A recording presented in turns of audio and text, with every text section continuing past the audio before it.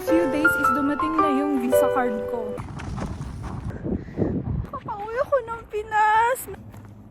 Isa din sa mga reason bakit gusto ko umuwi.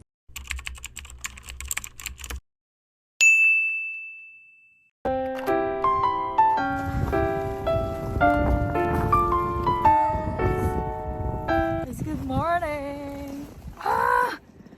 Pumapasok yung snow sa boots ko. Guys, happy Friday! Pagkatapon ako ng basura.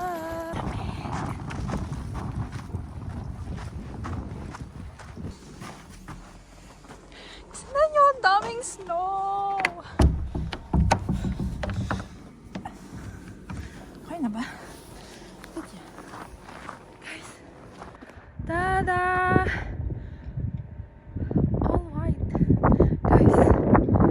Monday and Tuesday, may snowstorm dito sa Oslo. Kaya ang daming snow. Wow. Guys, magpapala ako. Palahin natin yan. Guys, it's our first weekend vlog. Wala akong ayos kasi natapos ko lang maglinis ng bahay. And guys, Happy New Year sa inyong lahat. Papala muna ako bago maipon at mag-snow ulit. Let's go!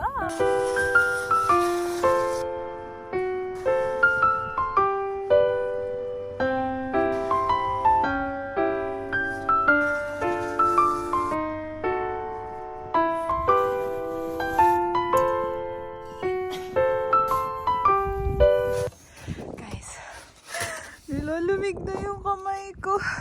But yeah, guys, nakita niyo yung pile of snow na yun, yung paikot. May vision kasi ako dyan. Diba last year, gumawa ako ng bench dito. Bed of snow. So, ang gagawin ko ngayong year, gagawa ako ng bench, pero paikot. Sinisipon ako, but yeah. Gagawa ako ng bench dyan, para kapag sunset or sunrise, pwede ako tumambay dyan. May upuan ako. Pero syempre hindi ko pa yan gagawin ngayon kasi magta-travel tayo bago ang lahat. Pero tapos na ako magpala. Babalik ko na to.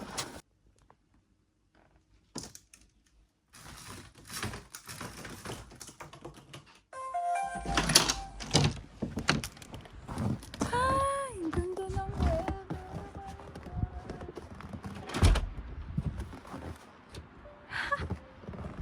Malamig.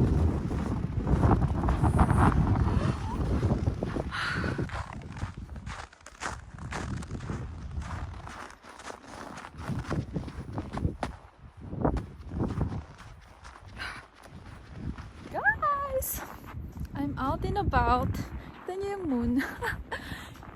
Lumig! 2:43 in the afternoon na. And yeah. Ang hangin today. Pupunta ako ng city kasi nga may mga bibilhin akong kailangan para sa travel ko next week.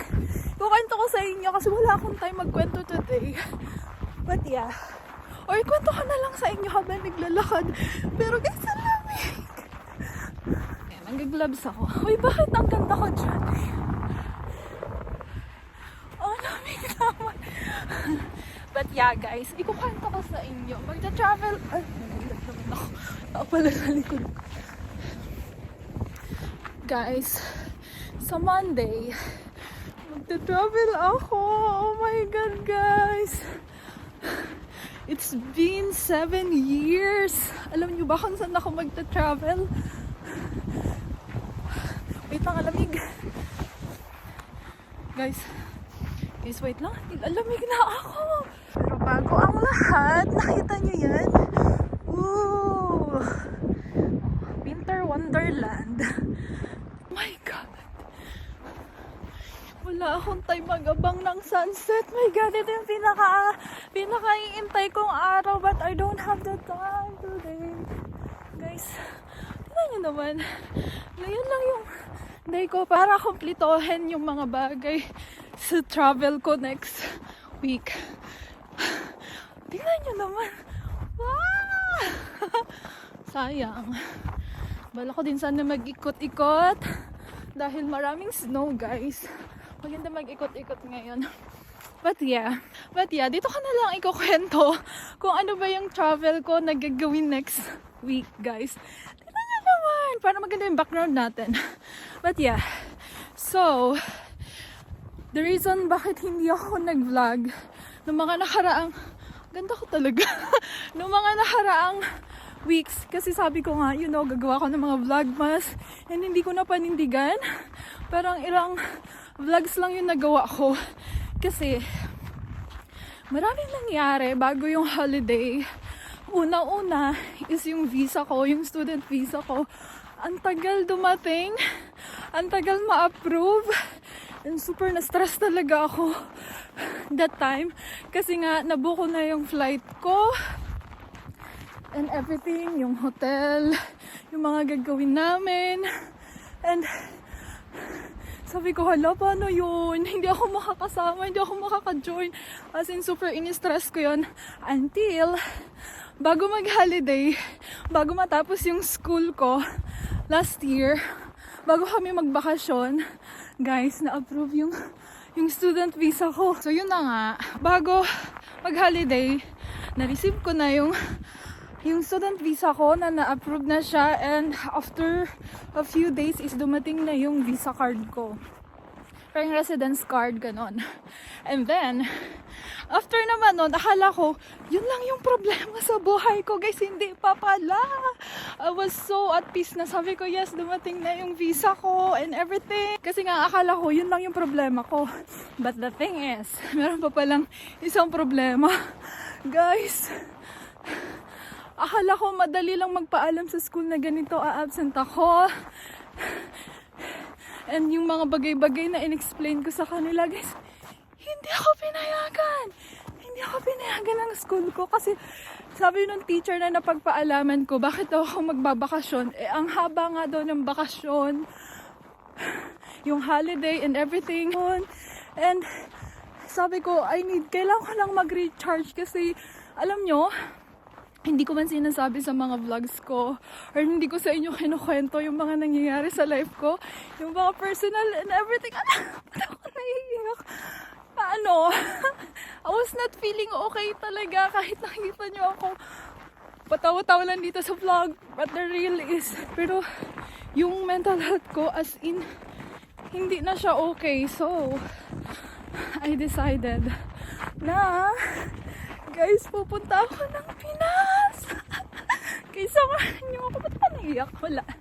Samahan nyo ako na magbakasyon. It's not really bakasyon. Pero alam nyo, kailangan ko na mag-recharge kasi it's been 7 years since na nasa Pinas ako. Kasi this past few months, kasi 7 years na ako nakatira dito sa Europe, 2 years sa Denmark, and magpa 5 years dito sa Norway.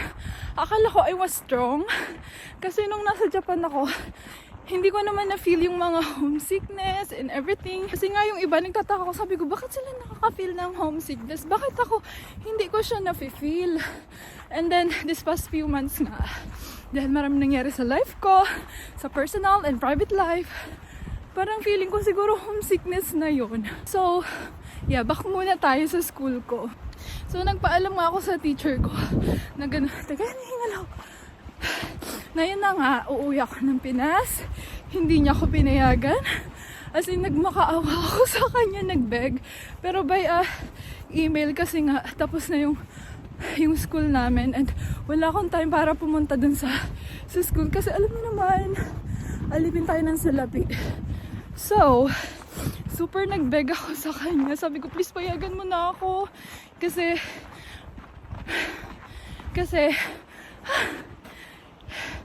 merong days na sasakto sa school namin. Parang 4 days yon. So, magkakaroon ako ng absent ng 4 days. Akala ko kasi okay lang. Though I know naman na hindi siya okay. Pero nag-try ako magpaalam kung pwede nila i-validate yung absence ko na yon. Pero yung teacher ko sabi niya, kailangan mo kumuha ng doctor certificate, like sick note, para ma-valid daw yung absences ko. Pero ako naman, sobrang kulit ko. Kinulit-kulit ko talaga yung teacher namin sa email. As in, super nagbeg ako sa kanya. Sabi ko, payagan mo ako. Ganito, nagmamakaawa ako. Oh my God, nakakahiya din yun. Nag-overthink kasi muna ako bago ako gumawa ng mga solusyon sa life ko. Nakakala ko masusolusyonan ko by myself. Pero hindi pala, guys. So, yun. Yung teacher ko naman kasi, ang dami-dami niyang sinabi na kesyo ganito, kesyo ganyan, hindi ka pwede umabsent, hindi mababalid yung absent ko, pero hindi niya alam, ang dami kong absences. Char. Pero umabsent naman ako, hindi ako lumalagpas dun sa percent na kailangan ng school namin. But yeah, guys, kapag legal yung absences mo, kailangan natin ng doctor certificate. So, ayun na nga. Medyo naliwanagan ako nung sinabi ng teacher ko na call your doctor, kumuha ka ng medical certificate, and then isan po sa akin, and then we're done. Yun lang yung hingi-hingi kung sasabihin niya sa akin. Ang dami-dami niyang sinabi, as in super na-stress talaga ako. Oh my God. So yun yung mga rason bakit hindi ako nakapag-vlog nung holidays. Mostly nakapag-vlog nung holidays. Kasi nga, alam nyo, ang dami kong iniisip. Hindi ako naririnig nyo ba ako? Ang lakas ng hangin, no? So, yun na nga. Ang dami kong iniisip, as iniyak ko talaga siya. And hindi ako masyado lumabas ng bahay. Kasi kapag may mga ganun akong problema, hindi ako lumalabas ng bahay. Kasi feeling ko lalala. Pag kinuwento ko sa iba, mas lalo ako ma-stress. So, yeah. So, yun na nga. Ang importante, guys, makakauwi ako ng Pinas. Meron na lang akong isang problema. So, today is Friday. It's January 10th. Yeah, January 10th today. And tomorrow, kukuha ako ng medical certificate sa doctor para isend ko dun sa teacher ko para ma-validate yung mga yung absences na gagawin ko. So, hopefully, mabigyan niya ako. Kasi before holiday, pumunta ako sa doctor. Pero sabi nila, hindi sila nag-i-issue ng medical certificate. Kasi matagal pa yung flight ko, guys. Before holiday ako pumunta ng doctor. So, nag-i-issue daw sila ng medical certificate 2 days before ng flight. So, yung flight ko is on Monday. And sana makuha ko talaga. Kasi kapag wala, paano na lang life ko? Malapit na kasi ako sa station. Tada! But yeah, guys, uwi ako ng Pinas. Siguro for 3 weeks. But yeah, yun yung problema ko. And yeah, tomorrow is the last chance kung makakalipad ba ako or hindi. But yeah, kasi bukas may trabaho din ako. And isa din sa mga reason bakit gusto ko umuwi kasi nga napansin ko, you know, yung mga parents natin, napansin ko yung mama ko tumatanda na. It's been 7 years. Tapos napansin ko yung mama ko is medyo tumatanda na siya. Yung mukha niya bago ako umalis ng Pinas 7 years ago is sobrang ibang-iba na siya. Alam mo yun? The reason naman din kasi kaya hindi ako masyado nagbabakasyon sa Pinas kasi guys, alam niyo naman pag umuwi tayo ng Pinas, kailangan natin ng datong maraming pera. And hindi ako yung klase ng tao na magbabakasyon like sa Pinas, lalo na sa Pinas. Nagbabakasyon naman ako. Nakikita niyo sa mga vlogs ko, nagbabakasyon ako sa mga iba-ibang country dito sa Europe, pero naka-budget lahat yun, guys. And kapag uwi naman tayo ng Pinas, syempre kailangan marami tayong perang, hindi naman marami, super talaga naka-budget yung pera, hindi basta-basta gagastos ng bongga, yung hindi basta-basta yung perang magagastos natin. So, medyo nag-ipon ako, and may pera naman ako pampakasyon sa Pinas, pero kung uuwi ako ng Pinas is saktong-sakto lang yung pera, and ayoko naman uuwi ng Pinas na alam mo yun, gagastusin ko lahat ng pera ko, lahat ng ipon ko, tapos pagbalik dito is zero ako, babalik ako sa zero. Ayoko nang ganun. So, gusto ko, kapag like magbabakasyon ako, magta-travel, gusto ko yung gagastusin ko is separate siya dun sa ipon ko. Kumbaga, yung magagastos ko is, extra lang. Kumbaga, meron akong extra pang pang leisure ba, ganun. So, ayan. Medyo naka-LL tayo dahil sa pagiging alipin ng salapi. But yeah, guys. Isa yun sa mga rason.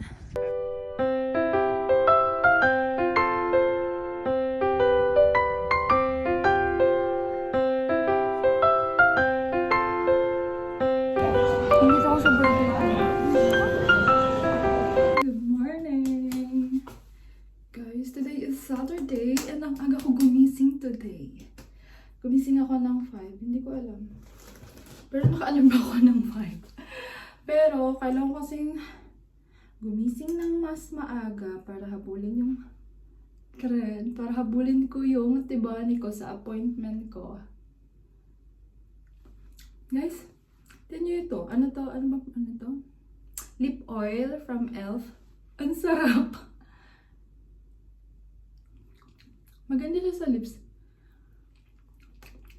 Kasi tuwing bumibili ako nito sa city, lagi siyang out of stock. Pero kahapon meron. Yung tibani ko is 7:48. Diba? Sobrang aga. So, yun.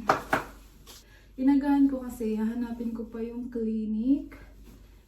Para hindi tayo malate. Dahil may trabaho pa ako after. Siningit ko lang to. Sakot na lalamunan ko. Oh my God. Okay. Ay, ang ganda ko, Char. Kasi mga sumpa na naman ako dyan. It's 7:30 in the morning. Wala pang sunset. Wala pang sunrise. Ang sunrise is mga 9 in the morning. Ha! Oh my God. Ay, naku, kinakabahan ako. Ito na lang ang last na pagsubok. Ay! Oo nga pala guys, hindi ko sa inyo nasabi. Teka, hinihingal ako.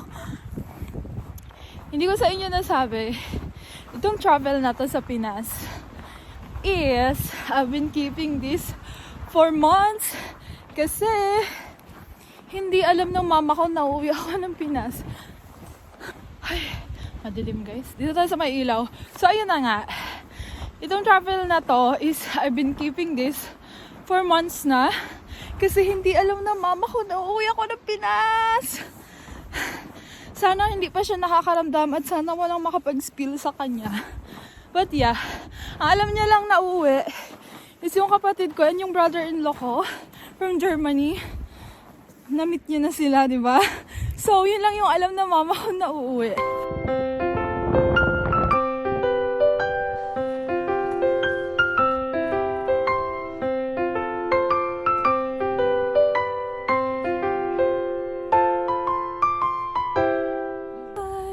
Palaboy ako this morning. Alas 9 na ng umaga. And habang nasa Tibani ako, tumawag yung clinic. Yung clinic na cancel daw yung appointment ko kasi may sakit yung doktor. Bakit? So, I have no choice na mag-book ng ibang appointment sa ibang clinic. Buti na lang nag-suggest sila. So, dapat ang appointment ko, diba, is 9. Ang appointment ko ngayon ay 9:40. So, malilate ako sa trabaho ko. Oh my God. Ano ba itong pagsubok sa life ko? But yeah, nag-ikot-ikot muna ako. Kasi, sarado pa ata yung clinic. Alam niyo ba, pumasok ako dun sa clinic. Kasi, hindi ko alam. Pero wala naman kasing ilaw patay. Na ako, gusto ko sana umihi. Pagpasok ko, sabi nung alarm, parang sabi niya, active ata daw yung alarm nung clinic. Gusto ko lumabas talaga ako, my God. Bakit hindi kasi siya nakalock, uy?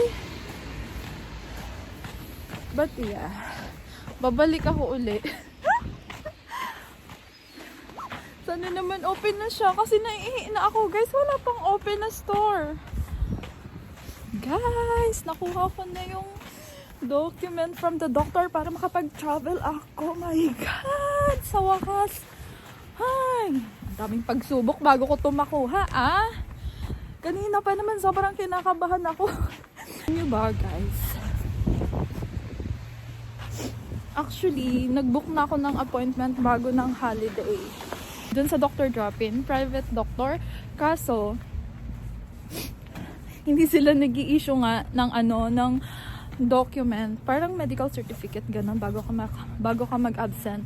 Hindi sila nag-i-issue ng, alam mo yon, ilang weeks bago ka mag-travel. So nag-i-issue sila 2 days before ng travel mo. And ang na-realize ko,